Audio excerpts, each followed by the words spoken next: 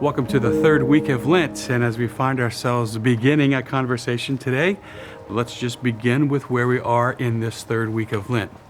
For some of us, we started off Lent with a bang, right? We came out with great expectations and hopes and desires, and maybe life just got in the way. Maybe you started off, but maybe for a variety of reasons you haven't maintained that momentum, and if that's where you are in this third week of Lent, then that's okay. How about we just recommit today? We'll start all over again together.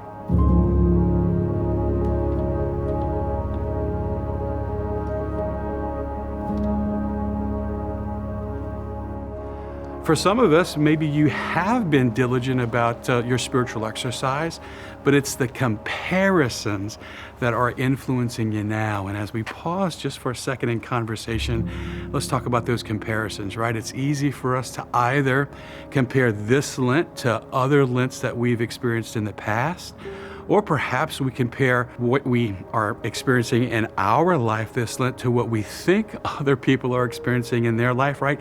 We compare ourselves to other people, and that's never a fair experience for us. Or perhaps you're just having a great Lent, and if that's where you are, then praise God. But wherever you are on the journey, what we all share in common is our desire for more.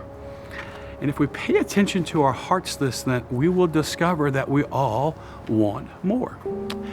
I remember some time in my life, it was after college and before seminary, I was working in Washington, D.C., and I think it was just this insatiable search for more of what would make me happy.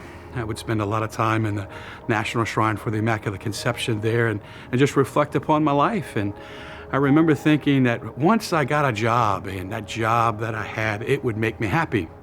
Well, I got the job and I wasn't happy. I remember thinking to myself, well, once I started making money and I had the house that I wanted and the things that I could surround myself with, then that would make me happy. Well, I was blessed and I had a lot of that, and none of that made me happy.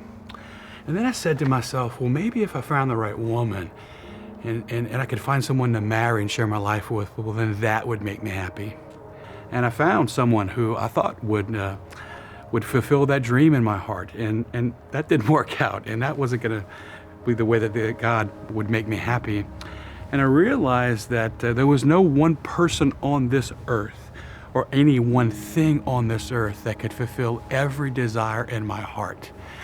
I was made for a person, but a particular person, the person of Jesus Christ.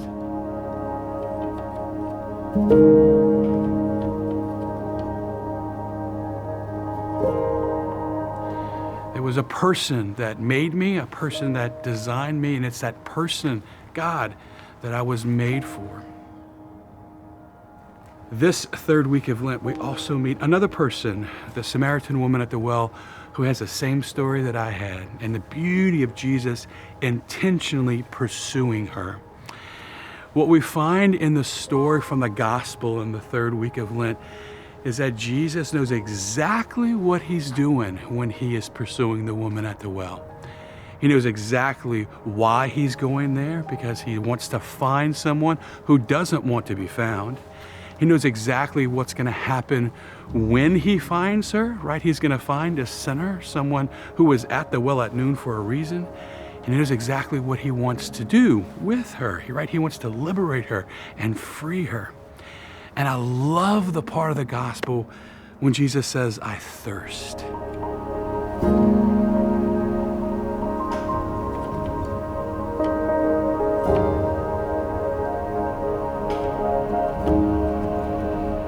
He longs to bring her freedom, just like he longed to bring me freedom in my life.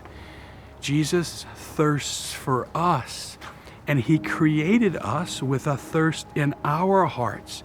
We were made for more. We were made to long for more. That's what I see in my life. That's what we all see at the woman at the well and the story there. And if we pay attention enough to our hearts this Lent, we will discover that we were made for more and that we are thirsting for more.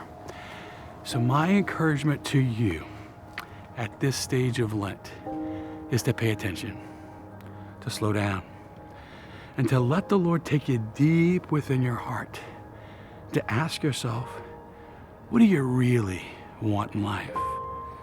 What are you really searching for in life? Do you want more? God bless you.